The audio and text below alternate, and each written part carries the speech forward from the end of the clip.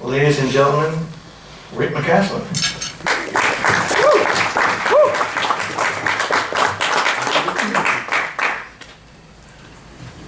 Let me empty my pockets out real quick. I'm feeling weighted down. Is he still in Texas? Huh? Is he still in Now, I was a UNT professor, and this is the commercial part of my program. I retired in August of 23, and I was retired all of about 24 hours. I'm not very good at it, apparently, as my wife likes to tell everybody. She's, I think, pretty happy that she didn't have me around the house. Back when I was doing a lot more research, she used to ask, don't you have some research to do, like, out of town? Yeah, I'm going to go visit John down in Austin again. John, good to see you. He saw me back when I was wet behind the ears kid in grad school. He's still even coming and listening to me. That's amazing. What I did is I took the job as the Director of Publications for the Texas State Historical Association.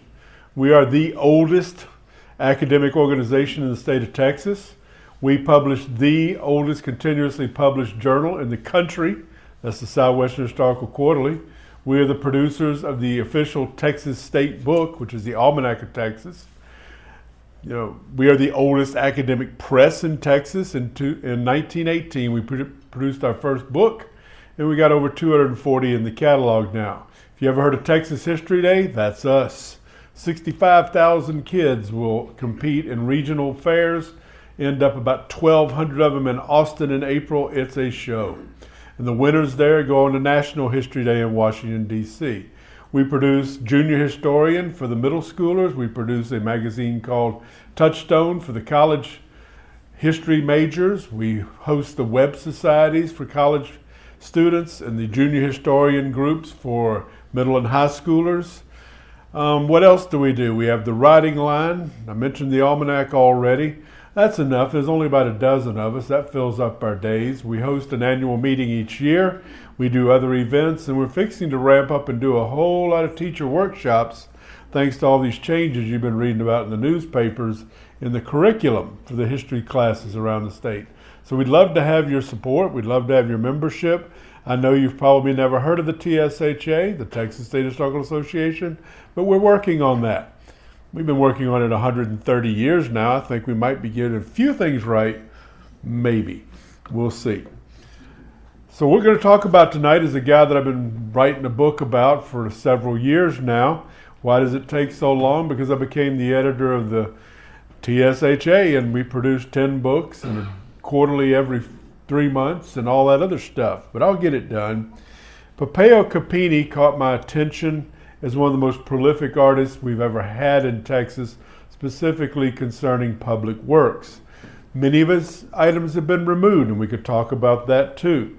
But he left a great legacy that redefined how we view our history in Texas. In fact, I would argue he helped us rebrand our Texas history, and we'll mention that briefly.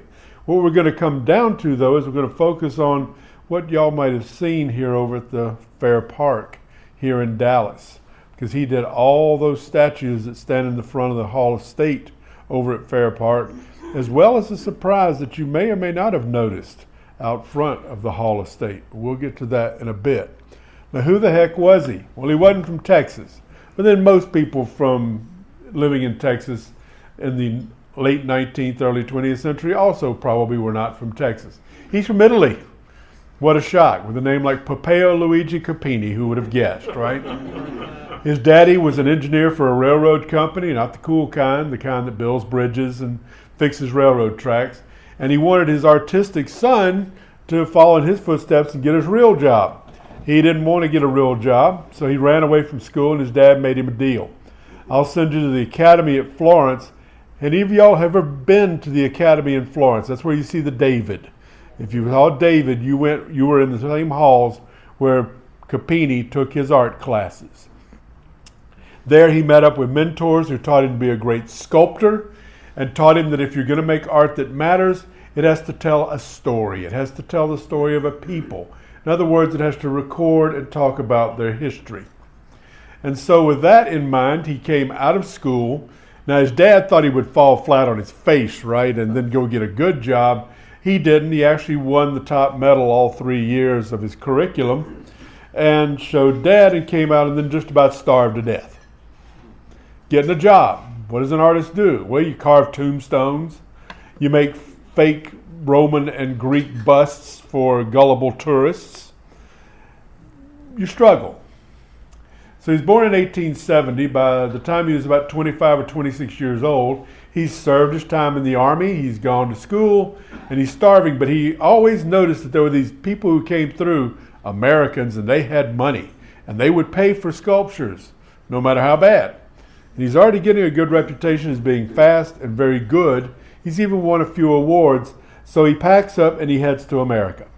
And as he would laughingly recall in his memoir that he published later, he lands at New York City, completely unable to speak a word of English and with $40 in his pocket. He actually fainted from hunger on the way to one of his job interviews. Passed out and woke up on the sidewalk in New York City. But he got a few jobs because he's very good. He also works cheap and he works fast. So if you're ever in Washington, D.C. and you go to the old Jefferson Library, a lot of this statue work here, the Neptune Fountain, is actually Coppini. Even though the head artist on the job gets the credit, he has 2 or 3 people working for him, and Coppini was one of those guys.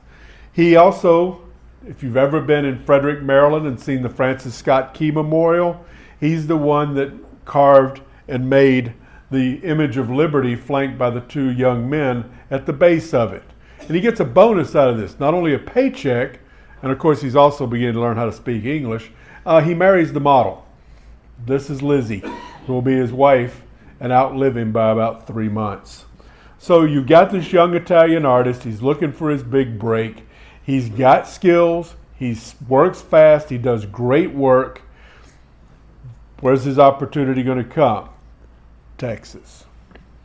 There's a guy named Frank Tisch down in San Antonio. This is the pathway, by the way, to the Fair Park. Tisch was a stone cutter. And if you were Coppini, you would say that with kind of a sneer. He's a stone cutter. He doesn't know how to cast bronze. He's doing that Confederate memorial. How many of you ever paid attention to that down at the Texas State Capitol? Well, they need a Jeff Davis piece in the middle. And Tisch's plan is to do all the 4 figures around the corners in stone, cast Davis in bronze, but he doesn't know how. And so the committee that's overseeing his work tells Mr. Tisch, you need to find yourself a bronze guy. So he calls up Roman Bronze Works in New York City, and they say, yeah, we got this young Italian guy, you ought to talk to him. Now, Coppini was so excited. Texas, man. Texas is cowboys and Indians, right? It's cool stuff. I'm going to go down there. He lands in San Antonio at the train depot in 1901. It's January. It's warm. San Antonio looks a lot like a European city. And so he calls up Lizzie and says, come on down, we found a new home. Don't bring your cold weather clothes, you'll be fine. So where's the first place he's going to have to take her? Because we know Texas weather, right? Joski's to buy a whole lot of new clothes when she shows up a couple of weeks later. But he works so quickly and so well that the committee decides to shove Tisch aside and have Coppini do all 5 statues on this monument. His place is made, right? He's found a home. And for most of the next 56 years, he's going to live a lot of that time in San Antonio. You can still find his home and his studio still operating there today. It's called CAFA, the Coppini Academy of Fine Arts. Now, he will get mad at us.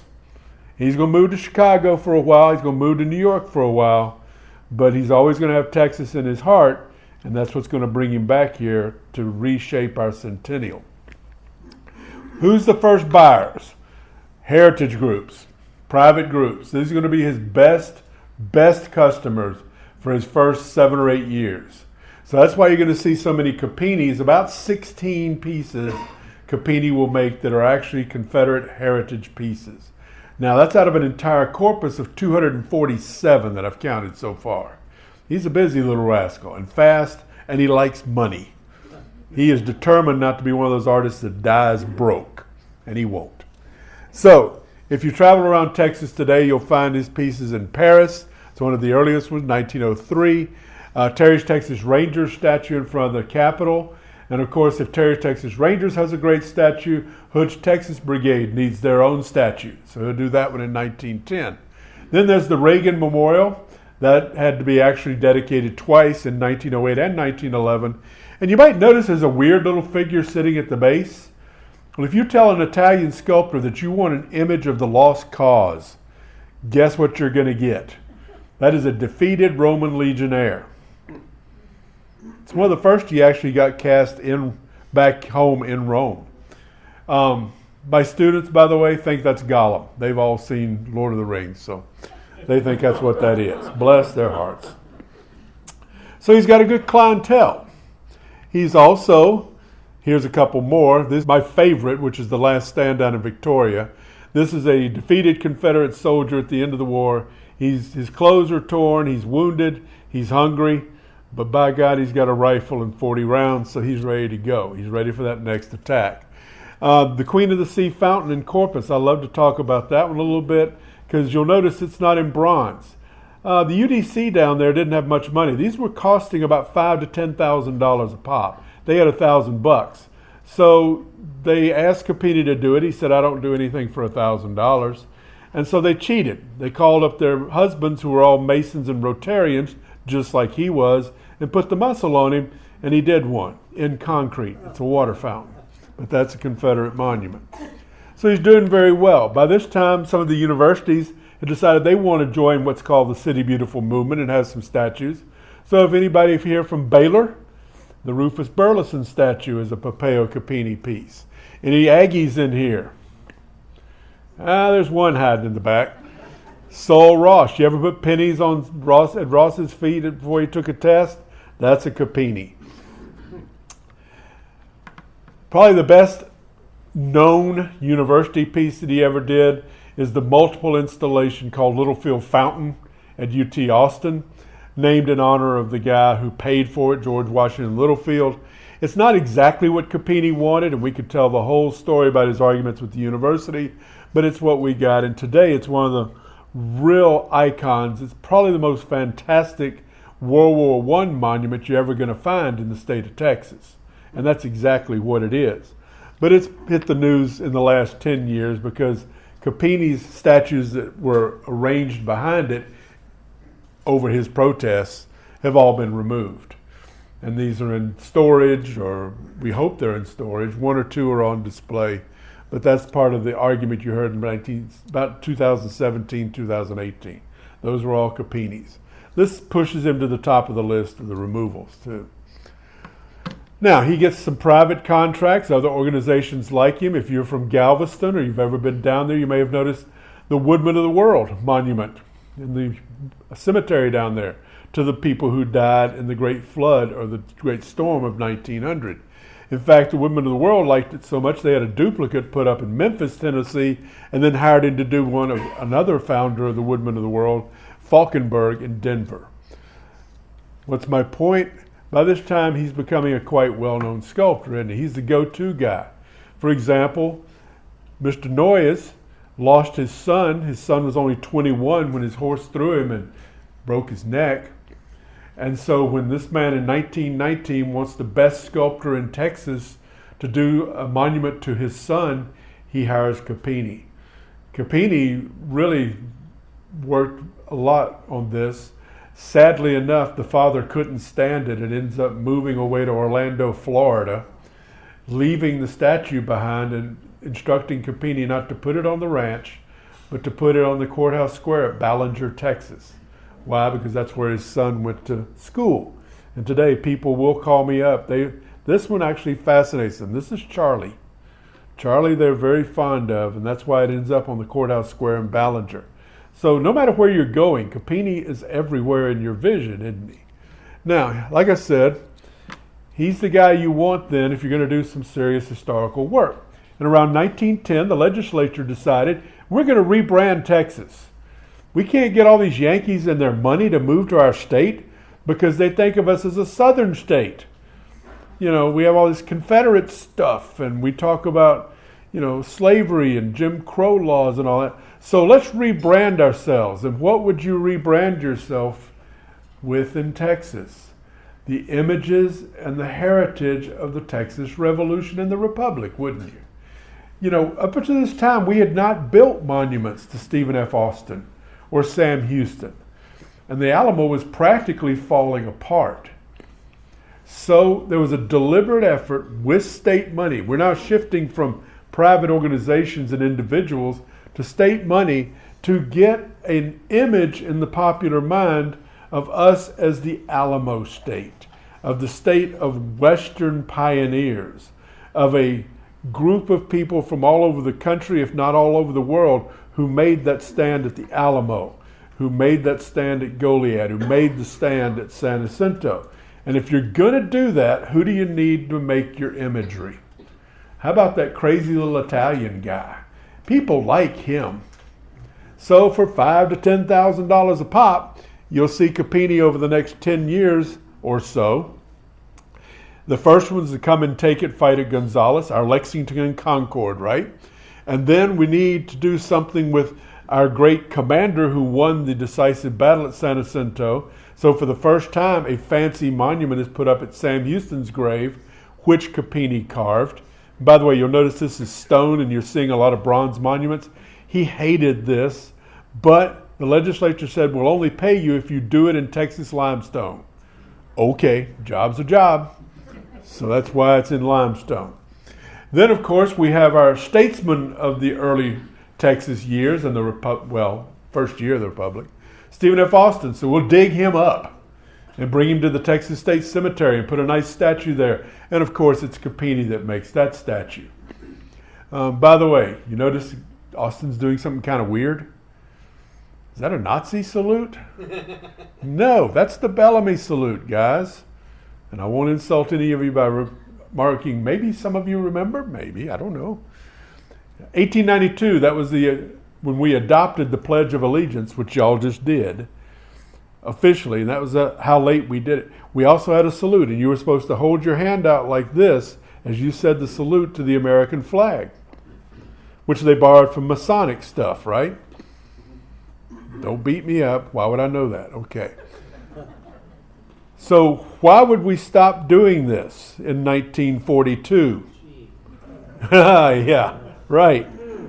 We do this, which is also from Masonic ceremonies, but let's not get too far off track. So that's what Austin is doing. If you want a fun afternoon, go to the Texas State Cemetery, go out there with the docent or two to the Austin statue and say, why is he doing that? You will get an amazing list of stories. He's pointing the way west. No, he's not. He's pointing south.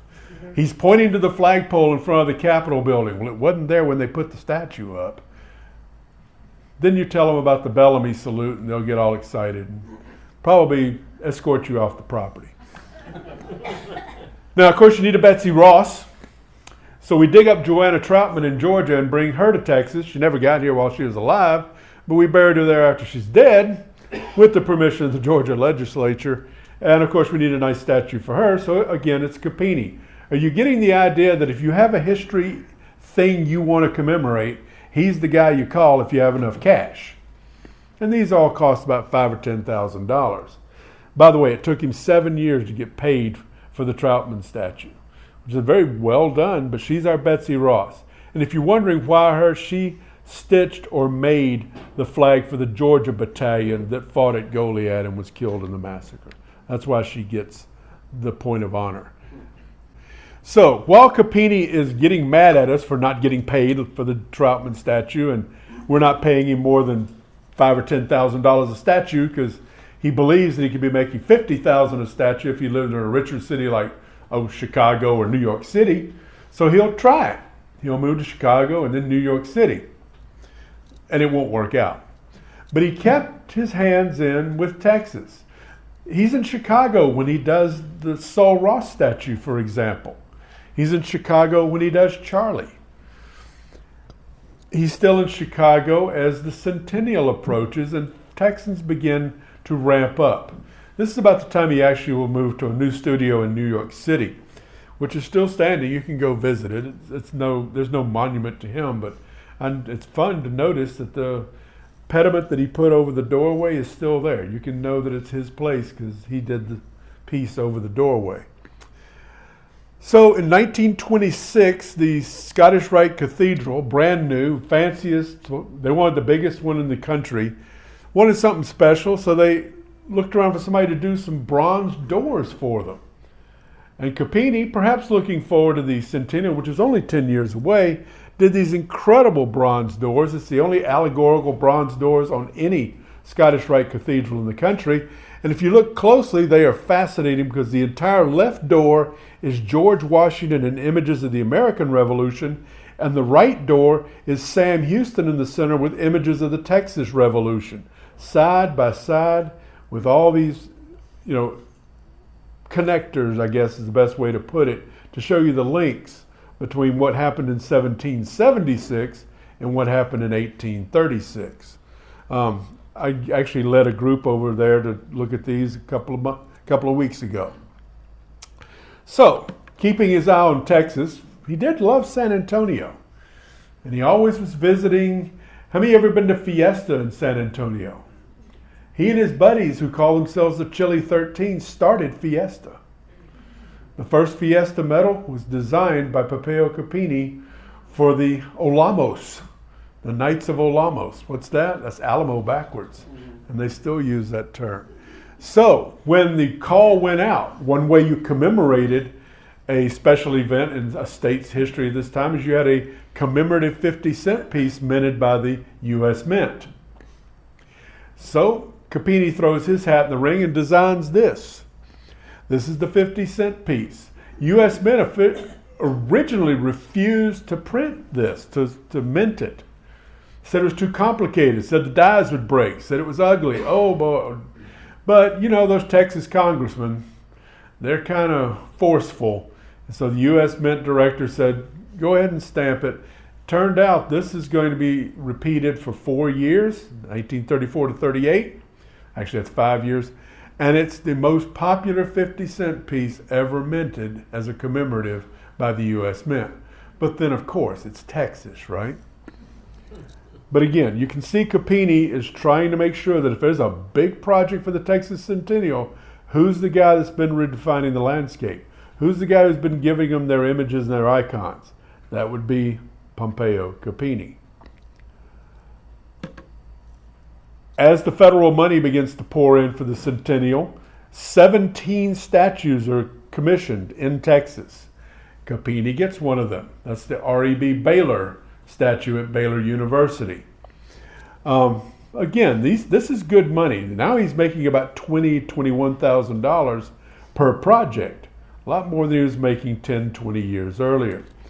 Then, the state board for the Texas Centennial meets in the fall of 1935.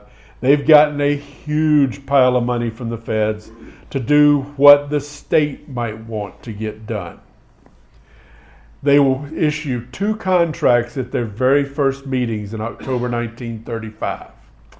One of them is to Coppini's longtime student, assistant, and foster daughter, Waldine Talc. Waldine Talc came to him in 1910, became a student. Once she was up to speed, she always stayed with him, worked with him. It was a tempestuous relationship at times, and at times Coppini probably overstepped his bounds. For example, he actually contacted Waldine's father at one point in the 1930s and said, do you mind if I adopt your daughter? Well, yeah, she's like in her 30s now. That'd be kind of weird, wouldn't it? He still listed her as his foster daughter on the 1940 census. Coppini didn't hear no a lot. You might begin to figure that out. So Coppini gets this contract, which is kind of a troublesome contract. This contract will be issued in November of 1935. They plan on opening the Hall of State in first week of September 1936. They told him he needed to be completely done with his projects by the first day of June.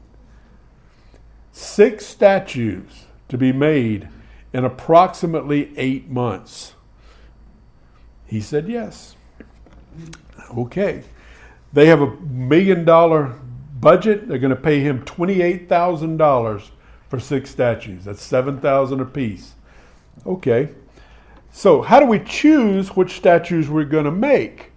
And here's where they stand today. There's 6 of them, correct? If If you ever wondered how they chose them, they ran a poll in like Texas newspapers. And of course, who won the poll? Austin, Travis, and Houston. So that's these three guys. That's Austin on the upper left, Houston in the center, and of course Travis, the tragic hero of the Alamo, in the bottom right.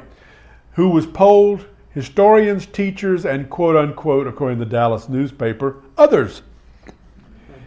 Now, that's only three. So who chose the other three? Fannin, Lamar in the center, Mirabeau Lamar, and Thomas J. Rusk. A lot of dogfights over this. 6 statues, a lot of fights over who they were going to be.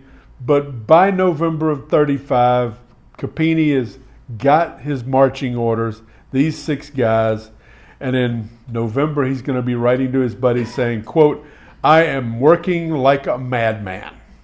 I bet you are. You got 6 statues and you've got only about 8 months to finish them. Now, the first fight he's got to have is how they're going to be dressed. Y'all have all seen Republic movie era images of John Wayne, right? And all those early cowboy movies. How often are they wearing buckskins and frontier garb and cowboy hats and cowboy boots? That's exactly what most of the board members had seen too. They wanted their Houston and Austin and Lamar and all that in buckskins, or at best, Stetsons and cowboy boots, because that was Western. Remember, what's the ultimate overall goal here is to create an image of Texas in the popular mind of being Western and not Southern. Now, God help us if we'd actually had Sam Houston in a cowboy hat and Justin boots, right? That would have been just terrible. Coppini agreed. He said, look, when he had done the Austin statue for the Texas State Cemetery, he said, I portrayed Austin as he was dressed when he went to confront Santa Anna and present the requests of the Texans for changes in government and reforms. He wouldn't have shown up there in a buckskin shirt carrying a long rifle. These guys would not want to be remembered that way. And he won the argument, but it was almost literally a bloody fight. There were famous guys like J. Frank Dobie who had already decided Coppini was an idiot. They hated each other for mostly good reasons. Lewis Kemp was a very famous historian of the time. He argued for them to be in buckskins. And if you look on another monument we'll see later, you'll see a mix of buckskins in there. But none of these guys who were leaders, men who would want to be remembered in their best, are portrayed in anything less than being in their Sunday best. There's also arguments over faces. Most of these guys, we don't have images of them from the time. Cameras haven't been invented yet. We have paintings, quite often by loving relatives many years later, who think that's what he looked like. And you haven't been at a fight unless you've been at a board meeting where they've got 6 different paintings from 6 different loving descendants, all of whom argue that they have the definitive picture of Travis. None of whom ever met him. Of course, Coppini's over in the corner grinding his teeth saying, I've got 3 more months. Can we figure this out? So, by January, he'll have his first 4 clay images. Remember, you do the clay first, then your plaster, and then you cast your bronze. By March of 36, he's got his first 2 statues ready to go into the bronze casting up at Roman Bronze Works. At that point, he requests and gets a time extension from June to September. And finally, he will bring it in, finished and under the wire, in time for the official opening on September the 9th, 1936. And everybody loves them. And if you look closely, yes, some of them kind of look a little similar to each other. Kind of look a little similar to some of the other statues he had done. Why reinvent the wheel? But overall, these were welcomed and people loved them. In October of 1938, 2 years later, the Hall Estate will become the official home of the Dallas Historical Society, which remains there to this day. And they are very happy for you to come and inspect the statues that are there. If you're curious, I told you do a clay.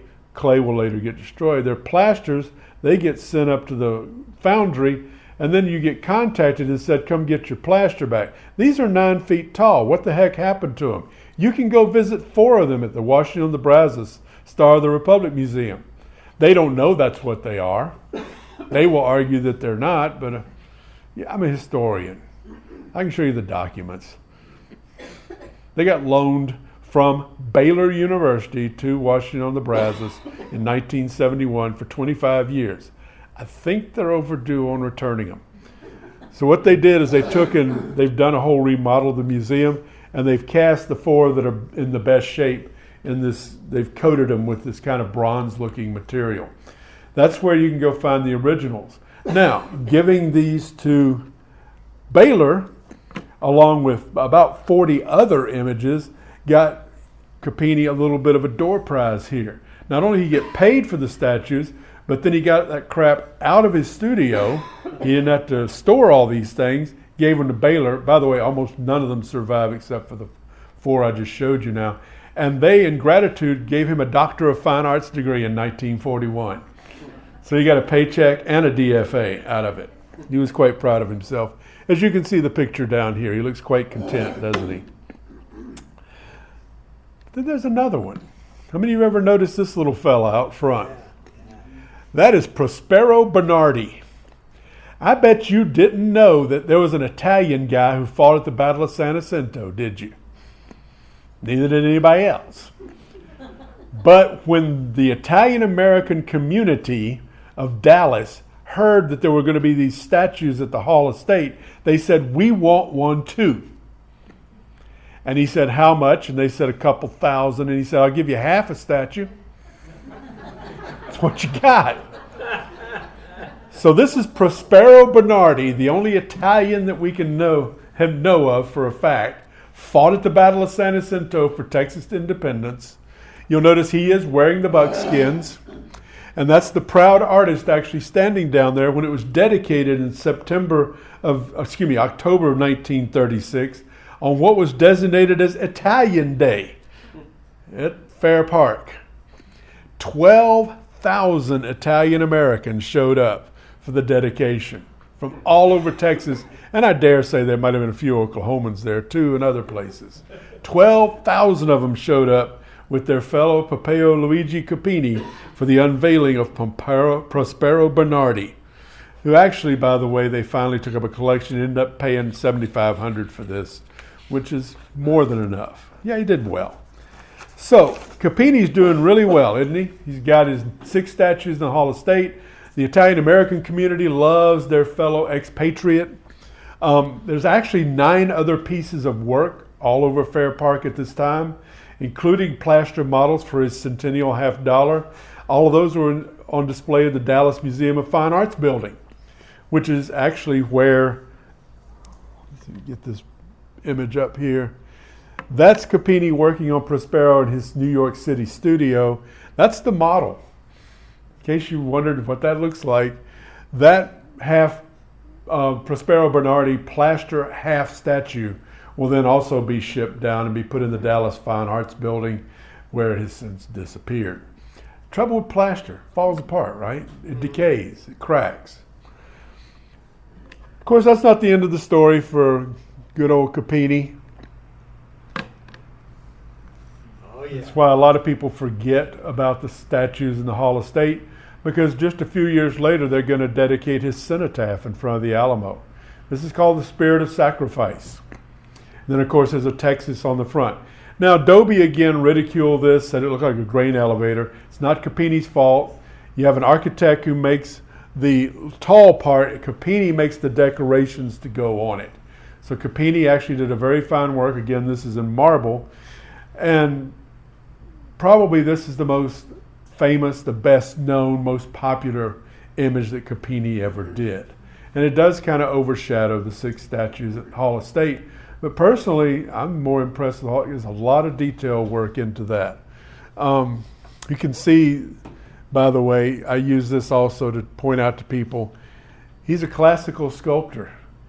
The images are first created nude. I mean, part of your training is going to the hospital and dissecting corpses and learning from the body from the inside out. So you sculpt the figures naked first, and then you put the clothes on them. So there are these funny stories, if you run across some of the old newspaper reports, of people going in and being shocked to see a 9-foot-tall naked Houston wearing nothing but his socks and his shoes. But Coppini, this makes Coppini very famous. One of the guys he beat for the job to do the Alamo Cenotaph was Gutzon Borglum. Gutzon Borglum did Mount Rushmore. By the way, the models for Mount Rushmore, have y'all ever been to Brackenridge Park over the Japanese tea garden? That 2-story stone building, that's where Gutzon Borglum did his plaster models for Mount Rushmore. See, Texas is in everything. You just got to look. So Coppini, having come home, because one of the requirements for doing the cenotaph is that he have a studio in San Antonio, he settles there and yo-yos back and forth between, basically he'd go to San Antonio when it was too cold in New York, and then move up to New York when it was too hot in San Antonio for the next 30 years. But in the meantime, he becomes the proprietor of the Coppini Academy of Fine Arts, which he runs with the assistance of Waldine Talc. He becomes the head of the art department at Trinity University. His faculty of one was Waldine Talc. Then he works with Waldine on a few more pieces. If you ever are down in Brackenridge Park, Spirit of Music. Or over here, how many of you ever been over to Arlington Bible University now? It used to be Top of the Hill Casino. And you see the J. Frank Norris statue over there? That's a Coppini. Or Storch over at Trinity University. He's everywhere, guys. That's what I'm telling you. He helped redefine our historical landscape. The last one he did was the statue of George Washington at UT. That's his last public work in 1955. Do the math. He was 85 years old working on this 15,000-pound bronze statue, doing the finishing touches. This was his third Washington, by the way. The first one was in Mexico City. It was yanked down by an angry mob in 1914, replaced at Coppini's expense a year or two later, and now the U.S. government claims credit. They said they gave it to them. They didn't. There's a bunch of rich expat Americans hired Coppini. Then there's the one over in Portland, Oregon, that was pulled down by an angry mob in 2018. They poured red paint over it and other things, set it on fire. And now UT Austin is discussing removing theirs. Yeah, I always like to hear somebody, at least one person go, oh, really? But Coppini's first statue was removed in 1907, so he was kind of used to it. He actually put up a statue of a Confederate in Central Park in New York City. Wow. Committee, that's what they wanted. They took it down the day after they dedicated it, the big museum there, and locked it away in a closet. We've never seen it since. They can hold a grudge up there, can't they? Now, just to make sure that everybody remembers that he's an important fellow, Coppini will write a book in 1949 telling you in hundreds of pages how important he is and how everybody did him wrong. It's a fun book to read. Then, of course, he's buried in San Antonio. Who would do his monument? Oh, come on, be real. He does, right? He dies in 57. 4 years earlier, he went to Italy and made his own monument. It's 10 feet tall. That's Lizzie with her hand on his shoulder, begging Father Time not to take him away because her husband has much more important work to do, while the overseeing eye of God gazes down upon him and the muses of art and history beckon him forward. I mean, it's a very modest monument. Lizzie is in the box on the left, Coppini in the box on the right, and the urn in the middle. That's Waldine. Buried between them in life as she spent her whole time with them from 1910 forward. She was 18 years old when she first met Coppini. Notice that on the monument, too, he wants you to know he's a DFA, just in case you forgot that. So, lest we forget Pompeo Coppini, next time you're over at Fair Park, I hope you'll think about it. Next time you're in Austin, Littlefield Fountain, maybe you're a Baylor person, maybe you're an Aggie. There are 90 plus public monuments in Texas, except for those that have been removed. They're all over San Antonio, they're in Austin, and then you'll be driving through some little town in the middle of nowhere, and there'll be a bust out in front of their high school, and you realize that's a Coppini. If you go over here to the Scottish Rite Temple in Dallas, go in the James R. Richardson statue. We could talk about who that is. Look closely. P. Coppini is on the base. He helped redefine Texas. He helped define the centennial in 1936. And I would argue he did a pretty good job, because when you travel now, people don't think of you as being a Southerner, do they? If you tell them you're from Texas, what do they ask? Do you have a horse? Do you have cows? Do you own an oil well? Why aren't you wearing boots? Where's your belt buckle? We've done a pretty good job of redefining ourselves, and that's why it's a lot of fun to write on the book about Coppini.